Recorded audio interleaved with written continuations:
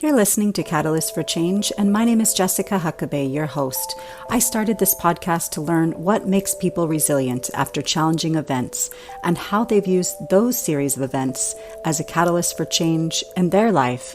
You'll hear stories of resiliency and strength, so get ready, sit back, and be prepared to be inspired.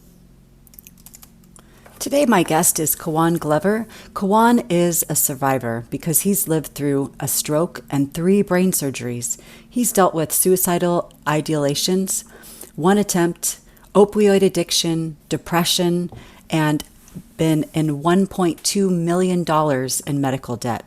Despite these hardships, he has started his own company called Overcome Adversity, which he leverages his ordeal to help others, as the name says, overcome their adversity, no matter what the shape or form it could be in.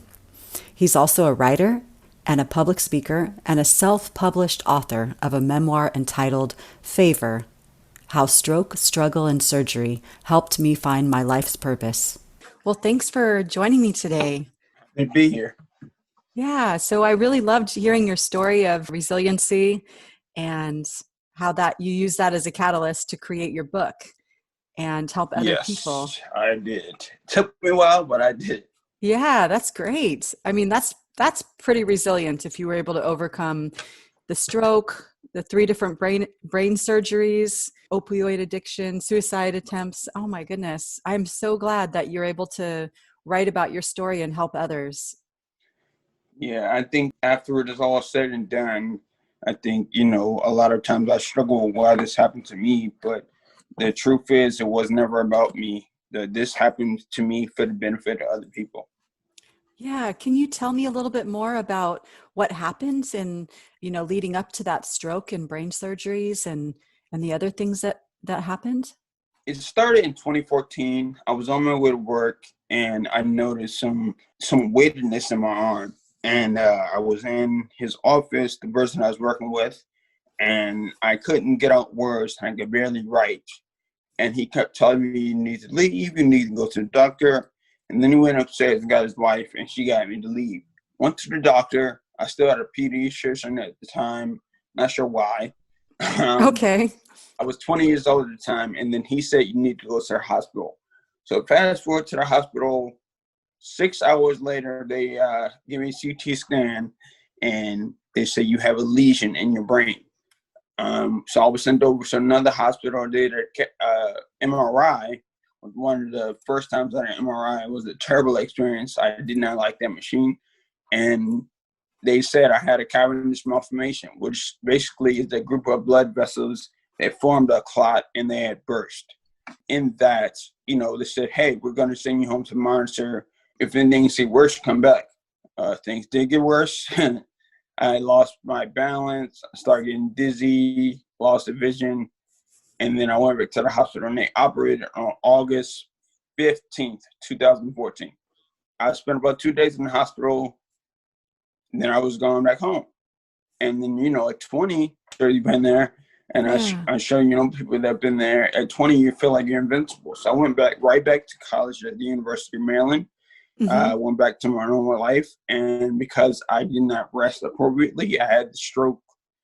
It started September 17th, had it for like 13 hours, and then I threw up water. I lost motor function in my right arm and right leg, got dizzy, blurry vision, and then I had a stroke.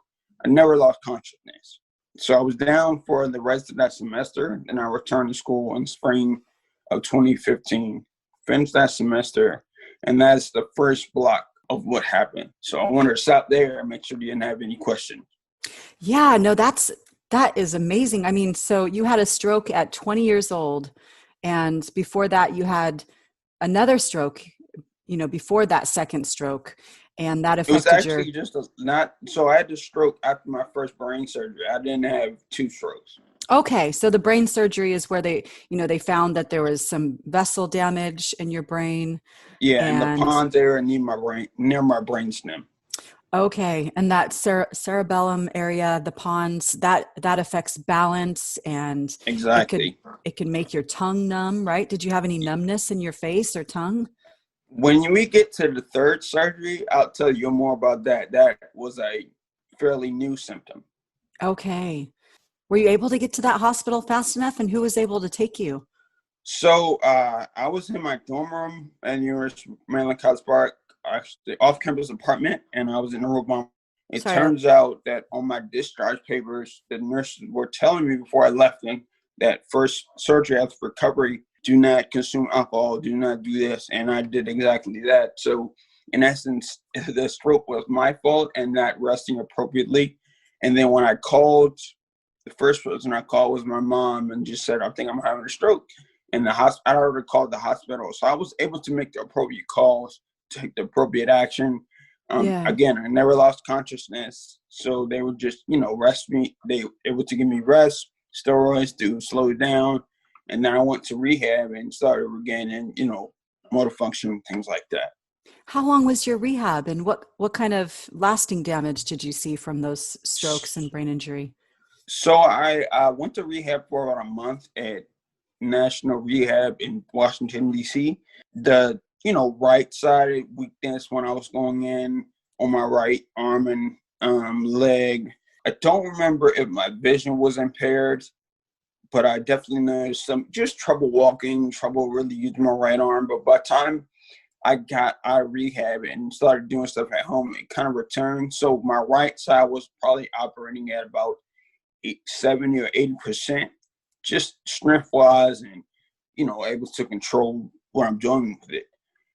Then after I went back to school, finished that semester, things kind of went back to 85, 90 on the right side. A little stiffness. I couldn't completely straighten my right leg, my right arm, but other than that, there was no really noticeable difference.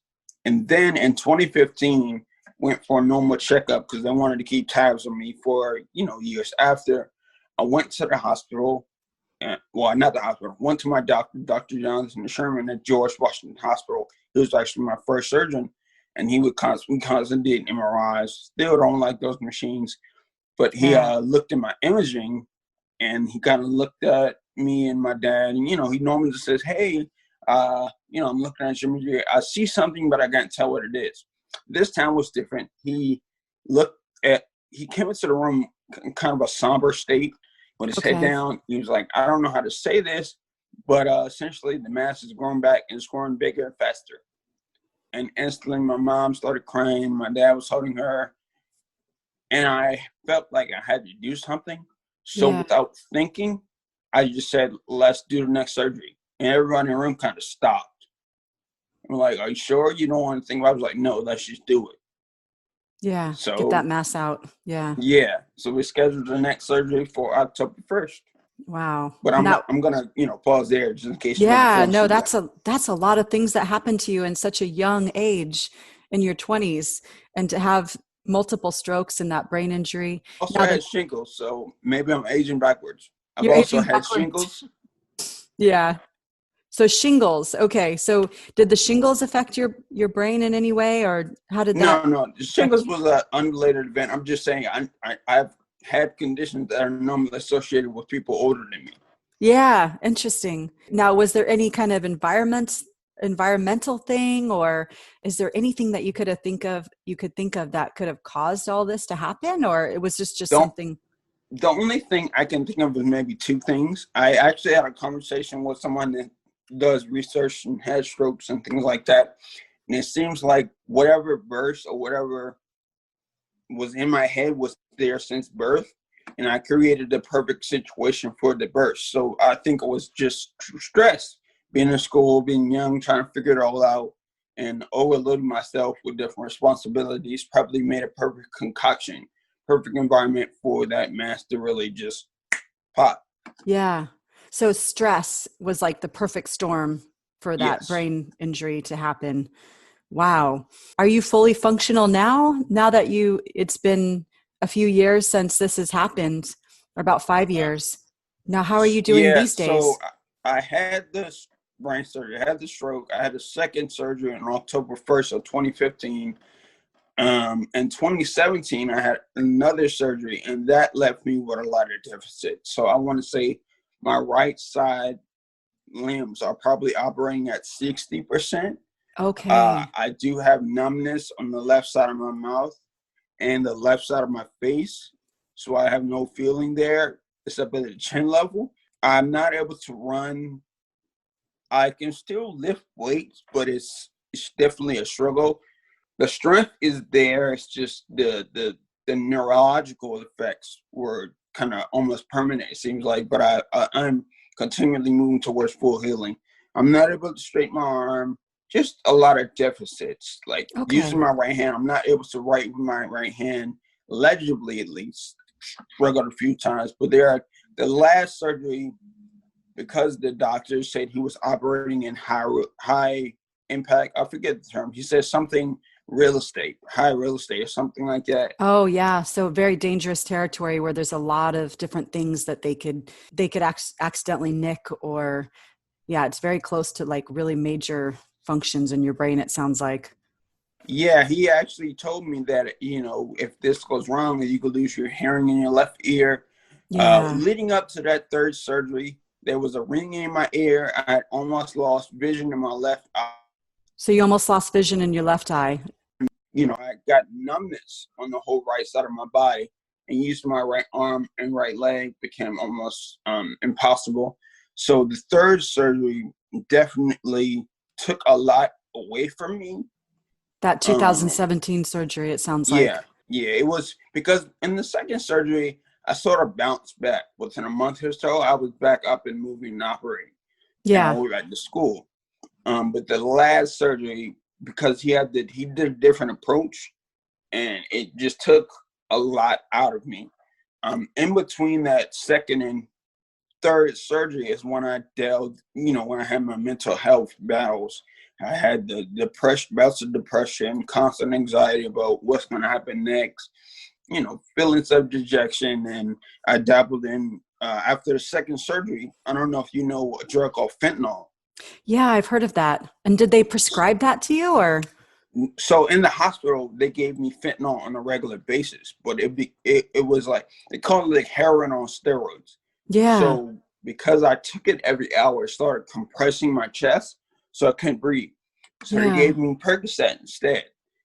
And when I left the hospital, there was like an emotional wound I couldn't feel. So I filled it with Percocet and codeine and promethazine and whatever else I can get my hands on. It didn't last long. I was able to drop most of it cold turkey within Wow. maybe a year, but it was a detrimental part of my life. And I have to, give credit where credit is due. Thanks to my then girlfriend, she encouraged me to get into therapy. She, talked to me about what I was going through and what was going on. And a lot of people in my life gave me a lot of support. My grandma, my mom, and dad. Just it was a really trying event. I think there was some physical battles, there was some emotional and mental battles, but I think the overall arc of this journey is a spiritual battle.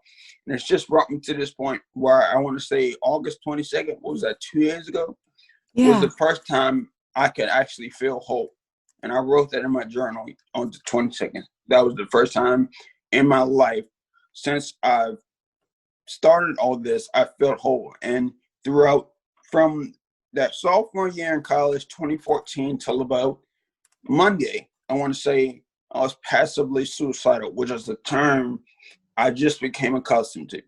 Yeah. And today I can say for sure I no longer feel those pains. Wow. So what happened to make you get through that? It sounds, wow, that's amazing. So you said spiritual. Now, do you have a relationship with a higher power, or tell Uh, me more about? well, my grandma has been really diligent in her attention to my life. And one of the things she said to me is, favor ain't fair, it's just favor.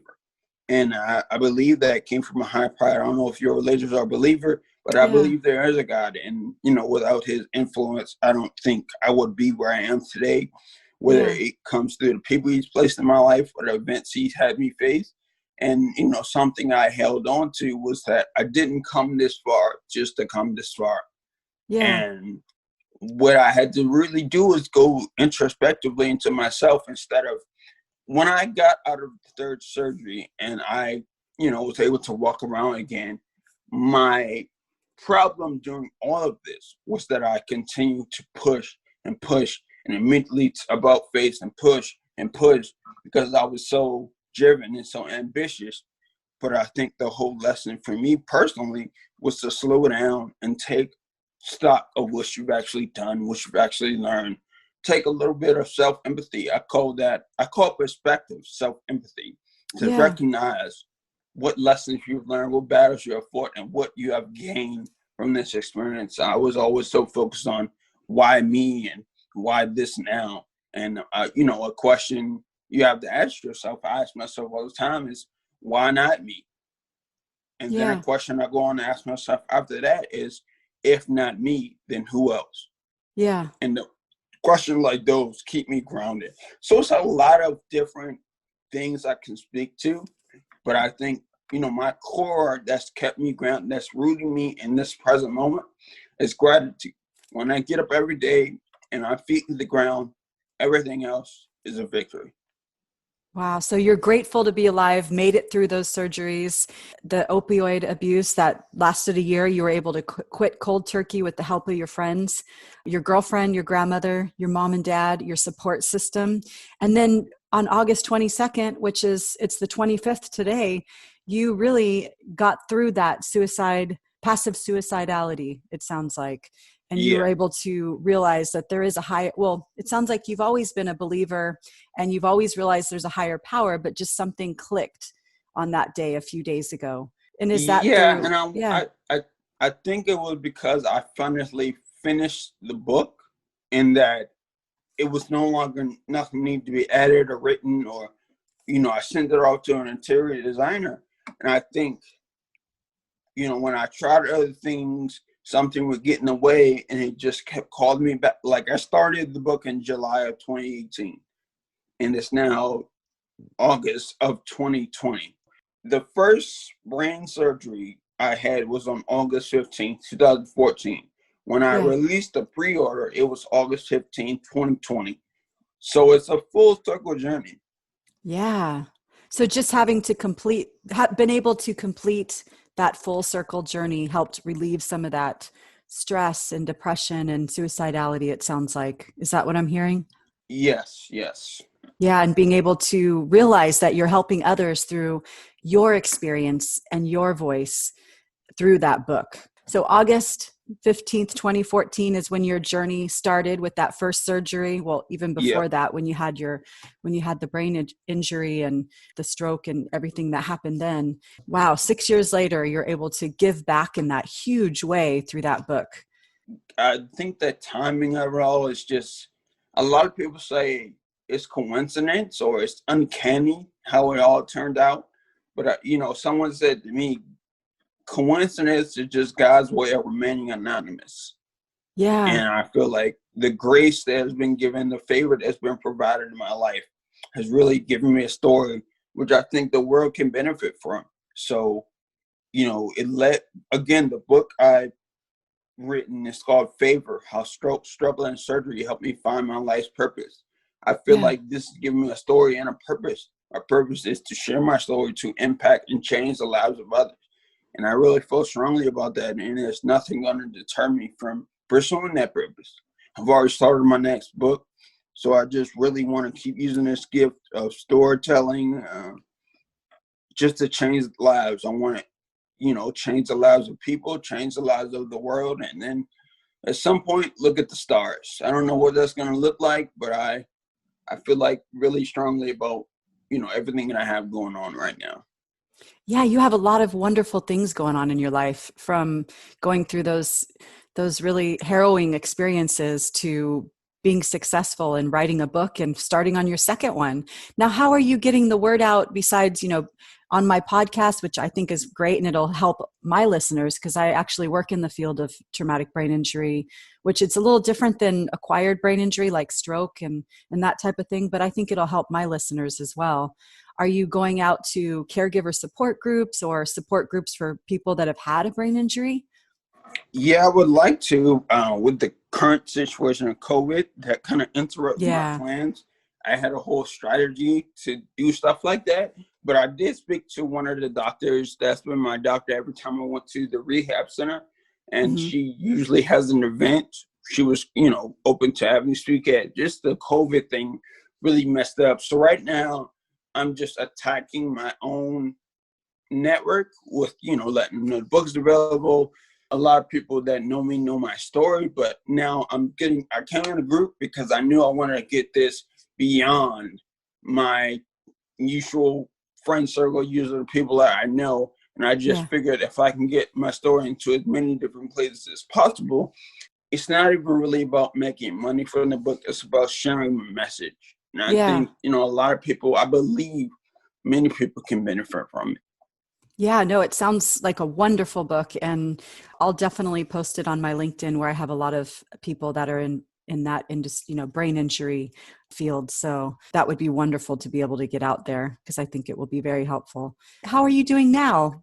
I just got back my book from the interior designer. I feel really excited. I want to make some changes, but I got a daily routine that I really stick to, and it's helping me root myself in the moment.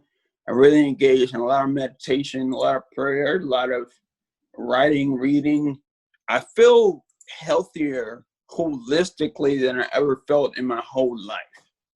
There is no burden. There is no worry. I feel content about where I am, and I feel excited about where I'm going and what this story has the potential to do. I have no fear of speaking in front of people, no fear of stage fright. I feel like this story, had people read it and they were just like, you're not afraid of people knowing this much stuff about yourself. And I said, I have no apprehension about it, because if they don't know the whole story, then you won't get the full picture. I feel great. That's wonderful. Now, were you able to complete your schooling? What are your Yeah, plans? so here's the thing. I graduated in May of I walked the stage May 23rd after taking about 23 credits that semester. Wow. And that was another stressor, which probably led me to my third and final surgery. I actually got my degree in 2019 when I completed my last course, but I was able to complete my schooling, and I do have my degree behind me. Good. That's so good to hear. Through all of that, you were still able to maintain that strict school schedule and get your degree. Yeah. Wonderful. And what's your degree in? Finance. Finance. Strangely enough. Yeah. And you mentioned you have medical bills from the hospital stays and the surgeries that you've had. So is that one of the reasons you went into finance, to No, understand? I actually, it's a funny story, because I was in school for economics, but I really wasn't sure what I really wanted to study, not sure what aim academically. I'll take it further back. When I was choosing a college, I was under the impression that to get a good job, to have a successful life, I had to get into an Ivy League or a top 10 school. Yeah. So I applied, but I didn't really apply to the Ivy Leagues. I got set on Duke University, Yeah. and I applied to different schools. I got in everywhere but Duke, and then I landed on the University of Maryland. So the way I chose my college, the school I went to, attended, however you want to phrase it, was not based on any real. I never visited the campus. I never learned about the school. I just kind of went, and that's kind of how things happened for me. They weren't strategic decision. I just kind of came to the school. So when I came to the school, I joined a fraternity, and one of the guys in the fraternity had a good connection to the business school.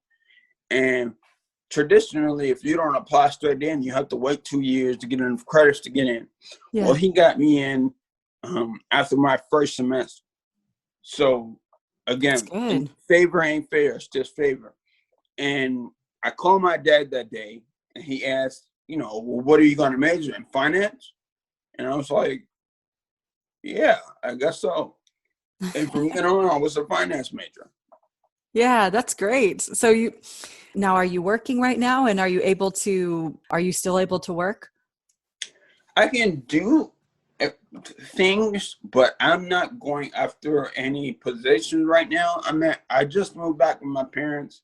The book, I have a business as well, but I think the book will get started on the next phase of my career. Yeah. Putting this book out, starting to get speaking engagements, and I have a coaching company But I think, getting this story out will allow me to develop that business again. I had a few clients, but again, it was that I just got done recovering. Let me do something else. Yeah. And I didn't put enough into it. And I still have the company, Overcome Adversity LLC. But yeah, I would like to make that my full-time gig, speaking, coaching, and writing books. Wonderful. Now, what would you say to other people that are struggling with the aftermath of brain injury, whether it's acquired injury like stroke or a traumatic brain injury or any type of brain injury? It's not a death sentence if you're alive and still able to talk about it. There is power in your story and your triumph.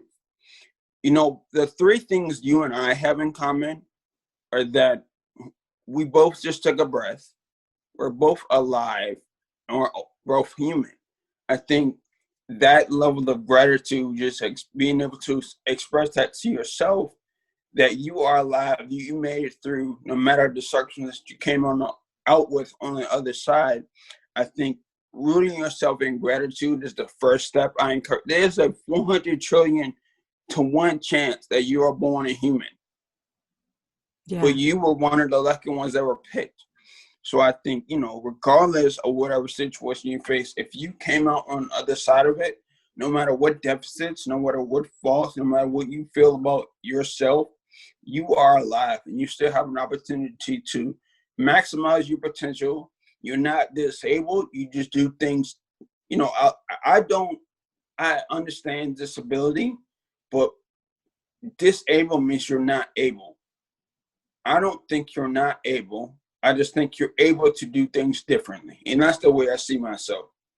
You don't Differently have abled. to. Yeah.